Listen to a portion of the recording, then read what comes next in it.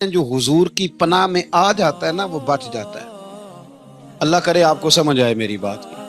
جو حضور کی پناہ میں آ جاتا ہے وہ جو دنیا دار رہتا ہے، مالدار رہتا ہے، حضور کی پناہ میں نہیں آتا وہ بے سکون رہتا ہے۔ فرماتے ہیں یہاں دنیا میں بھی حضور کی پناہ میں آ جاؤ، آج لے ان کی پناہ۔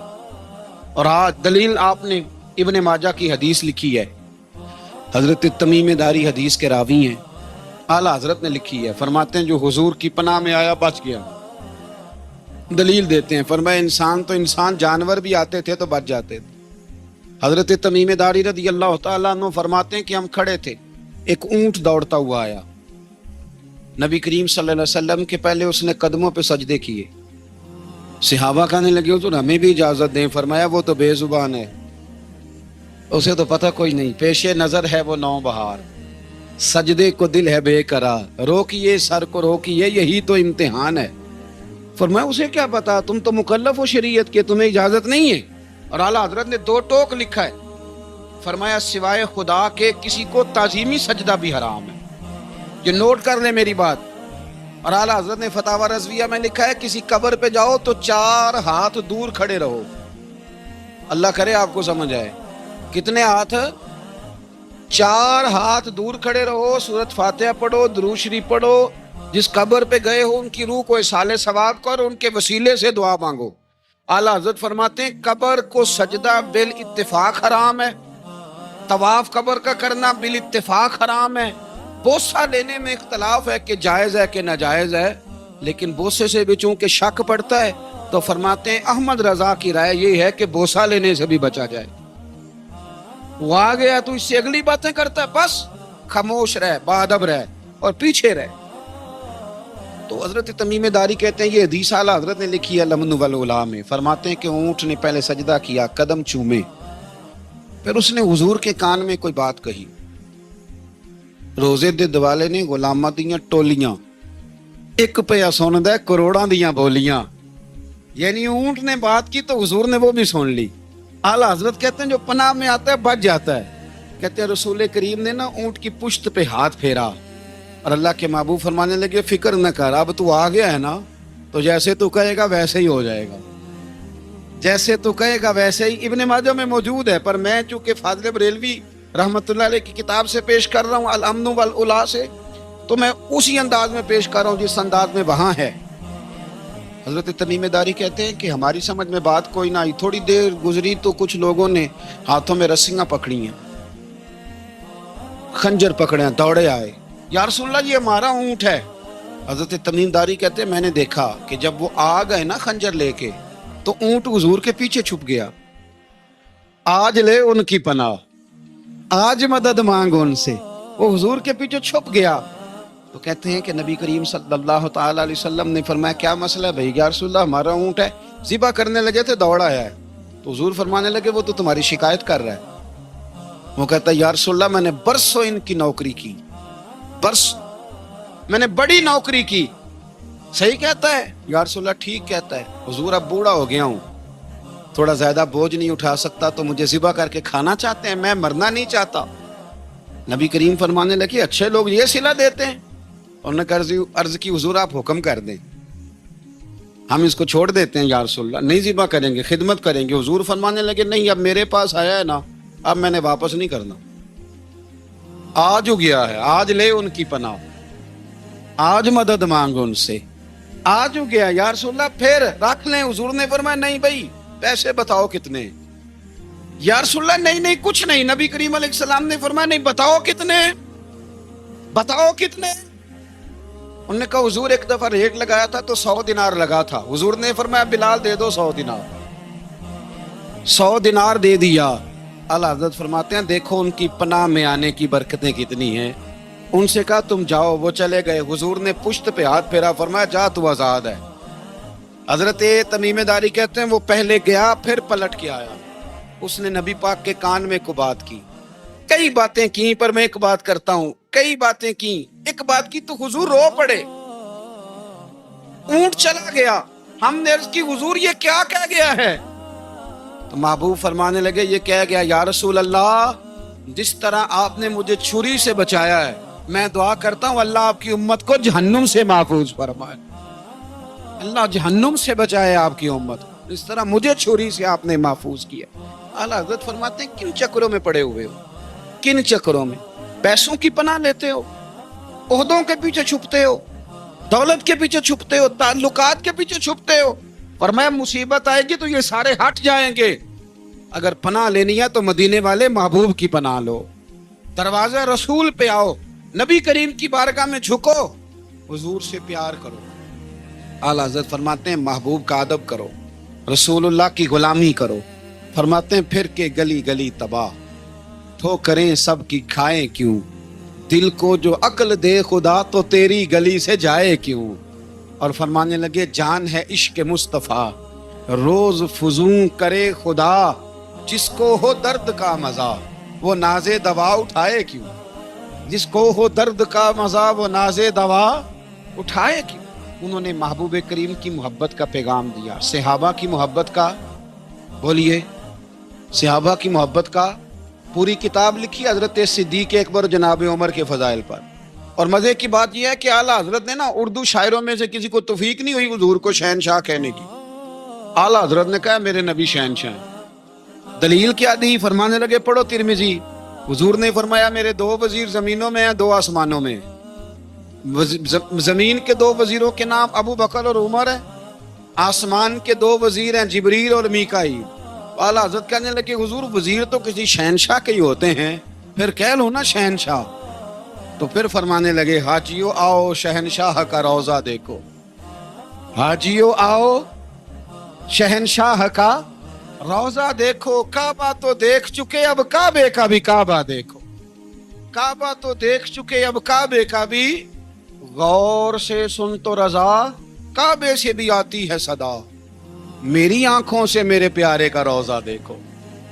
اعلیٰ حضرت نے ساری زندگی اور صحابہ کرام کی بات کی، اہل بیت کی بات کی، اولیاء کی بات کی، صوفیاء کی بات کی، دفاع کیا سب کا، سب کے شانوں میں لکھا، امت کو بتلایا کہ اپنے بزرگوں سے جڑے رہو گے تو بچے رہو گے۔ اعلیٰ حضرت نے طنز کرنے سے، تنقید کرنے سے، بلا وجہ غلطیاں نکالنے سے اور ایک دوسرے پر لان تان کرنے سے ہمیں بچنے کو کہا۔ اعلیٰ حضرت فرماتے ہیں کوئی علم اگر آ جائے نا تو اس کا معنی یہ نہیں کہ سب کو جاہل سمجھ لینا چاہیے۔ سمجھ آ رہی ہے میری بات کی؟ ہم جس شعبے میں بھی ہوتے ہیں نا سامنے والے کو ان پڑھ ہی سمجھتے ہیں۔ مولویوں کے بارے میں بعض لوگوں کا خیال ہے کہ یہ پتہ نہیں کون سی مخلوق ہے، ان کو کیا پتا دنیا داری کا۔ میں صحیح کہہ رہا ہوں۔ اسی طرح جو میرے شعبے سے تعلق رکھنے والے لوگ ہیں وہ کہتے ہیں شاید سارے تاجر دو نمبر طریقے سے ہی مال کماتے ہیں۔ یہ ہو نہیں سکتا، ایسا ہو نہیں سکتا۔ ہمیں نا دوسروں کی اہمیت کی خبر رکھنی چاہیے، ہم ایک دوسرے سے پیار، ہم طنز کرتے ہیں، تنقید کرتے ہیں۔ فاضل بریلوی منع کرتے تھے، آپ فرماتے ہیں یہ طریقہ درست، ہم جب غلطیاں نکالنے پہ جاتے ہیں تو معاذ اللہ اتنا اوپر بن جاتے ہیں کہ معاذ اللہ ثم معاذ اللہ اللہ رسول تک پہنچ جاتے ہیں۔ اعلیٰ حضرت کے زمانے میں ایک شخص نے کہہ دیا نبی پاک کا خیال آئے تو نماز ٹوٹ جاتی ہے۔ عقل ہے نا جی، جہاں مرضی لے جاؤ۔ وہ کہنے لگا جی میں نے خالص اللہ کے لیے پڑھنی ہے نا فلسفہ عجیب، نبی پاک کا خیال آئے تو نماز۔ اعلیٰ حضرت فرمانے لگے تو بڑا ہی پاگل ہے، جب تو کہے گا السلام علیکہ ایھا النبی خیال آئے گا کہ نہیں؟ فرمانے لگے تو بڑا ہی نادان ہے، جب تو کہے گا اللہم صلی علی محمد وعلی خیال آیا کہ نہیں آیا؟ فرمانے لگے تو نبی پاک کی بات کرتا ہے، نماز میں تو ابا اماں کا بھی خیال آتا ہے، ربنا اغفر لی ولوالدیّ۔ فرمانے لگے ربے کے خیال سے نہیں ٹوٹتی تو مدینے والے کے خیال سے کیسے ٹوٹ گئی؟ فرمانے لگے بڑا ہی بیوقوف ہے تو۔ اعلیٰ حضرت فرمانے لگے تو کہتا ہے حضور کا خیال آئے تو ٹوٹ جاتی ہے؟ فرمانے لگے جب تک حضور کا خیال آئے نہ نماز ہوتی ہی نہیں، جب تک حضور کا خیال نہ آئے نماز ہوتی ہی نہیں، سوال ہی نہیں پیدا ہوتا۔ لوگوں نے کہا جناب کس طرح؟ تو اعلیٰ حضرت فرمانے لگے اللہ نے کہا قرآن میں واقعیموا الصلاۃ نماز پڑھو، یہ نہیں بتایا کتنی پڑھنی ہے، اور یہ بھی نہیں بتایا فجر کی کتنی پڑھنی ہے، یہ بھی نہیں بتایا ظہر کی، یہ بھی نہیں بتایا قیام کیسے کرنا ہے، ہمیں یہ بھی نہیں بتایا رکوع کیسے کرنا ہے۔ ہمیں پتہ کیسے پتہ چلا؟ جب صحابہ نے کہا نا رب کہتا ہے نماز پڑھیں تو کیسے پڑھیں، تو حضور فرمانے لگے صلو کما رأیتمونی اصلی، نماز اس طرح پڑھو کرو جس طرح مجھے پڑھتے ہوئے دیکھتے ہو۔ تو کہا یہ تو کیسی عجیب بات کر رہا ہے کہ نبی کریم صلی اللہ علیہ وسلم کا خیال آئے. اور پھر بڑی مزیدار بات, ایک شخص نے اعلیٰ حضرت سے آ کے نا, اس زمانے میں نا ایک آریہ مذہب ہوتا تھا, اب اللہ کا شکر ہے وہ کوئی نہیں. اب ویسے جو بڑے نئے نئے مذہب نکل آئے ہیں, جو آدمی جتنا پڑھ جاتا ہے معاذ اللہ وہ ایک نئی بات ہی شروع کر دیتا ہے, اور جو انوکھی بات کرے اس کے پیچھے رش بھی زیادہ ہو جاتا ہے.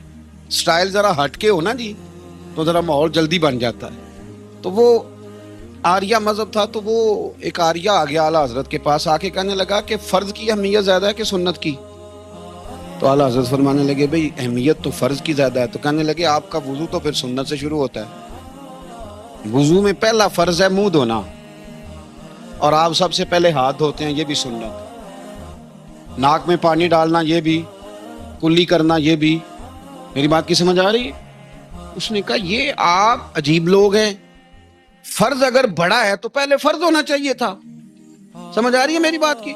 لوگ دین پر بڑے بڑے مختلف اعتراضات کرتے ہیں نا. اس نے کہا جی پہلے ہونا چاہیے تھا فرض. تو منہ دھونا فرض ہے, آپ نے گھٹنوں تک ہاتھ دھوئے, اب یہ جو آپ نے ہاتھ دھو یہ بھی سنت, کلی کری تو وہ بھی سنت, ناک میں پانی ڈالا تو وہ بھی سنت, تو آپ تو چوتھے نمبر پہ فرض ادا کر رہے. تو اعلیٰ حضرت فرمانے لگے تم اصل میں محبوب کا غلام نہیں نا. ہاں تجھے کیا پتا ہو یہ بات کیا ہے, تو بیٹھ جا ہم سے سن, ہم تجھے بتاتے ہیں. اس نے کہا جی کیا مطلب؟ فرمانے لگے یہ محبوب جو ہے نا ہمارے, یہ ہمیں بڑی جگہوں سے بچاتے ہیں, یہ بچا بچا کے فرائض تک لے جاتے ہیں. کیا مطلب؟ کہنے لگے حضور نے ہمیں کہا ہے کہ پہلے نا ہاتھ دھو لو, پتہ چل جائے پانی زیادہ گرم تو نہیں, منہ جالی نہ جائے, پہلے نا دیکھ لو. فرمایا پھر ناک میں ڈال کے پتہ کرا لو کہ اس میں سے بدبو تو نہیں آتی. سنت بھی ادا ہو گئی, پتہ بھی چل گیا بو تو نہیں آ رہی. اور فرمایا پھر منہ میں ڈال کے چکھ لو کہ بد ذائقہ تو نہیں. اب یہ 3 سنتیں ادا کر کے تم فرض ادا کرو گے تو اللہ بھی راضی ہوگا, اللہ کے رسول بھی راضی ہوگا. اور رضویہ میں اس مضمون کو بیان کرتے ترمذی شریف کی وہ حدیث نقل کرتے ہیں. آپ فرماتے ہیں مسلمانوں اس حدیث کو یاد کر لو, اگر تم اسے یاد کرو گے تو مضبوط ہو جاؤ گے. حدیث کیا ہے؟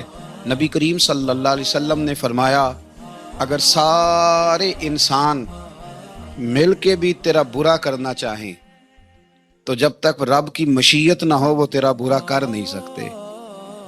اور حضور صلی اللہ علیہ وسلم نے فرمایا اگر سارے انسان مل کے تیرا بھلا کرنا چاہیں تو جب تک رب کی رضا نہ ہو تیرا بھلا ہو نہیں سکتا. تو اعلیٰ حضرت فرماتے ہیں اس چیز کو ذہن میں بٹھاؤ, مسلمانوں اپنا رجوع اپنے رب رسول کی طرف مضبوط کرو. یہ کیا بات ہو گئی کہ میں اس سے بھی ڈر رہا ہوں, میں اس سے بھی ڈر رہا ہوں, وہ بھی میرے پیچھے لگ گیا. فاضل بریلوی رحمت اللہ علیہ ان چیزوں سے منع فرماتے تھے. وہ کہتے تھے یہ توہمات ہیں, اوہام پرستی ہے, ہمیں ان چیزوں سے ہمیشہ بچنا ہے, اپنی آنے والی نسلوں کو بچانا ہے. فرمایا کرتے تھے رب کی رضا پہ جو راضی رہتا ہے اللہ اسے سکون والی زندگی عطا فرماتا ہے.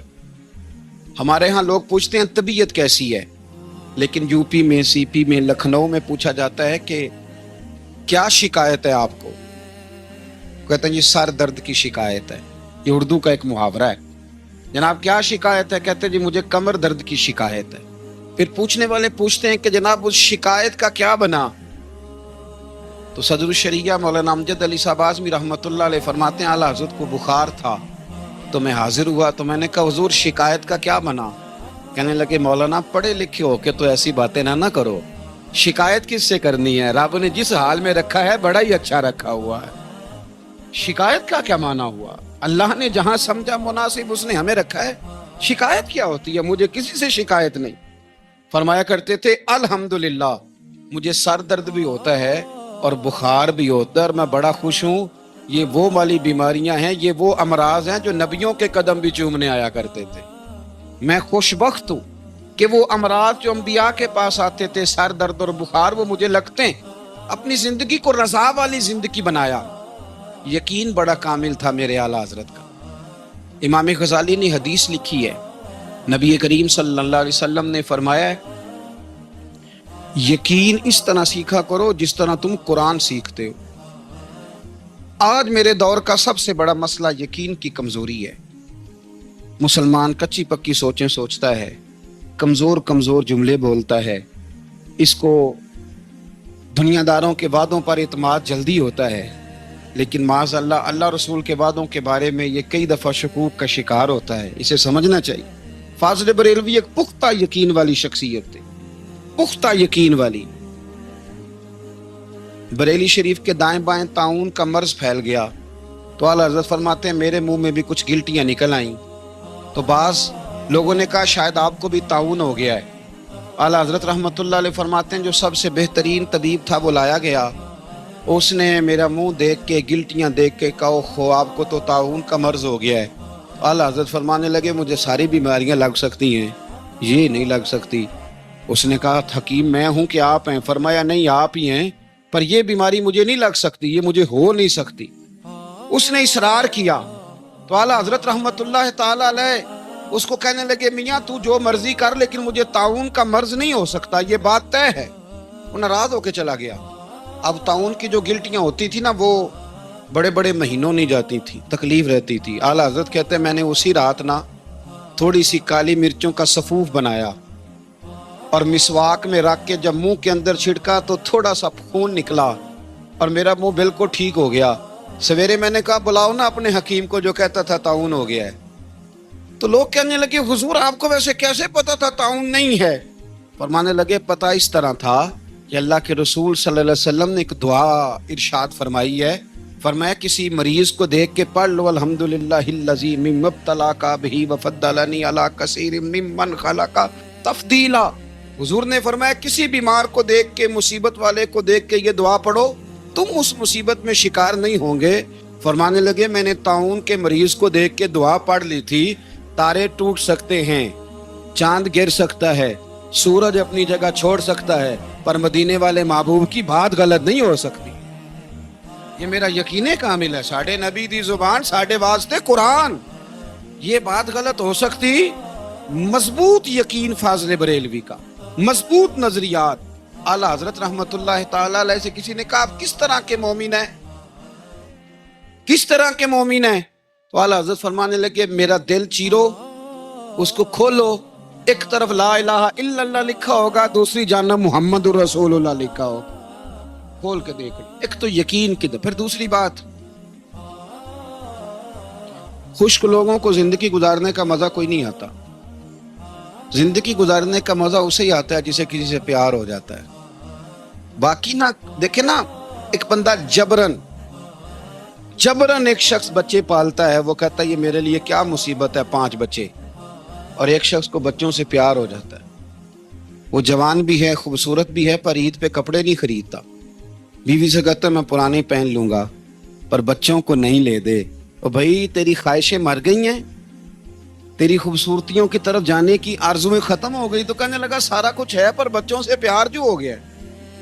اعلیٰ حضرت رحمت اللہ علیہ بہت بڑے فلسفی تھے، منطقی تھے، بہت بڑے سائنسدان تھے۔ یہاں بڑا سنجیدہ اجتماع ہے، میں بڑی خاص بات کرنے لگا ہوں۔ سارے سائنسدان کہتے ہیں زمین گھومتی ہے، اعلیٰ حضرت نے اتنی موٹی کتاب لکھی ہے زمین ساکن ہے۔ فرماتے تھے ہم جیسے مرضی سائنسدان کہیں گے آپ نے دلائل دی ہیں۔ آپ فرماتے ہیں جب نبی کریم علیہ السلام کی حدیث مسلم شریف میں موجود ہے کہ جب اللہ نے زمین کو پیدا کیا زمین کانپنے لگی تو اللہ نے پہاڑوں کو میخیں بنا کے، قلعے بنا کے اندر لگا دیا تو زمین ٹھہر گئی۔ فرمانے لگے جب مصطفیٰ کریم نے کہہ دیا ٹھہر گئی ہے تو سارے سائنسدان بھی کہیں تو ہم ماننے کو تیار نہیں کہ گھومتی ہے۔ انہوں نے دلائل دیے۔ وہ ہمیں نہ روز کہہ دیتا ہے ڈاکٹر آپ کی طبیعت خراب ہے، کھانسی ہے، گھر میں کسی اور کو تو نہیں؟ ہاں جی ہے جی، وہ کہتے اسی کی وجہ سے ہو گئی ہے۔ او خدا کے بندے، نبی کریم علیہ السلام نے فرمایا بیماری متعدی نہیں ہوتی، ایک سے دوسرے کو نہیں لگتی۔ اور بڑے سادے انداز میں مسلم کی حدیث ہے، ایک صحابی نے کہا یا رسول اللہ میرے اونٹ کو اس اونٹ سے خارش پڑ گئی ہے، تو اللہ کے رسول فرمانے لگے تیرے اونٹ کو تو اس سے پڑی ہے تو اس کو کہاں سے پڑی تھی؟ کہنے لگا جی وہ تو قدرتی معاملہ ہے، تو حضور فرمانے لگے یہ بھی قدرتی معاملہ ہے۔ اب ہمیں جو مرضی، اعلیٰ حضرت کے زمانے میں لوگوں نے کہا کش ثقل ہے، زمین اپنی طرف چیزوں کو کھینچتی ہے، دلیل کیا ہے؟ وہ کہنے لگے جی سیب گرتا ہے تو زمین پہ، آم گرتا ہے درخت سے تو زمین پہ، امرود گرتا ہے تو، انار گرتا ہے تو زمین میں کشش ہے، کھینچ لیتی ہے۔ اعلیٰ حضرت فرمانے لگے شاباش، سائنسدان جو کہیں گے ہم مانیں گے۔ فرمانے لگے زمین نے آدھا کلو کا سیب کھینچ لیا ہے, 1.5 پاؤ کا انار کھینچ لیا ہے, پر ہم نے غبارے میں 1.5 چھٹانگ ہوا بھر دیا, وہ تو زمین سے کھینچا نہیں گیا. یہ کس قسم کی کشش ثقل ہے؟ یہ ابھی 2 سال پہلے ڈاکٹر عبد القدیر خان کا مضمون چھپا تھا روزنامہ جنگ میں. وہ کہتا ہے مجھے وہ مولوی چاہیے تھا جس کے پاس قرآن حدیث بھی ہو اور سائنس کے علوم بھی ہوں. کہتا میں نے زمانے کے دروازے کھٹکھٹائے, پھر میں پہنچا بریلی کے امام کے پاس, اور کہتا ہے وہاں جا کے نہ میں ٹھہر گیا ہوں, اس لیے کہ مجھے قرآن و سنت کا نور بھی ملا ہے اور مجھے سائنس کے رموز بھی ملے ہیں. یہ واحد شخص ہے جو دین کو سائنس کا پابند نہیں کرتا, بلکہ سائنس کو مدینے والے کا غلام بناتا ہے, مدینے والے کا غلام بناتے. اعلیٰ حضرت فرمانے لگے عجیب فلسفہ ہے نا جی, آم کھینچ لیا اس نے, سیب کھینچ لیا, امرود کھینچ لیا, پر اس سے 1.5 چھٹانگ والا غبارہ. تو لوگوں نے کہا حضور پھر مسئلہ کیا ہے؟ آپ فرمانے لگے مسئلہ یہ ہے کہ ہر چیز اپنی اصل کی طرف لوٹ جاتی ہے. ہر چیز اپنی, سیب, امرود, انار زمین سے پیدا ہوتے ہیں تو زمین پہ گرتے ہیں. ہوا کی اصل اوپر ہے, اس لیے جب غبارے میں ہوا بھریں گے تو ہوا اس کو اوپر لے جائے گی. ہاں جب اس سے ہوا نکل جائے گی تو پھر غبارہ جو جس کی اصل ہوتی ہے ادھر لوٹ جاتا ہے. انسان مٹی سے بنا ہے تو جاتا کہاں ہے؟ مٹی نہ تے مٹی رہنا ہی. ایویں کا دی بلے بلے, اج مٹی دے اتے بندیا تے کل مٹی دے تھلے. تو اعلیٰ حضرت رحمت اللہ تعالی علیہ نے نا اپنے سارے علوم کو نبی پاک کا غلام بنا دیا. آپ فرمایا کرتے تھے آج لے ان کی پناہ, آج مدد مانگ ان سے, کل نہ مانیں گے قیامت میں اگر مان گیا.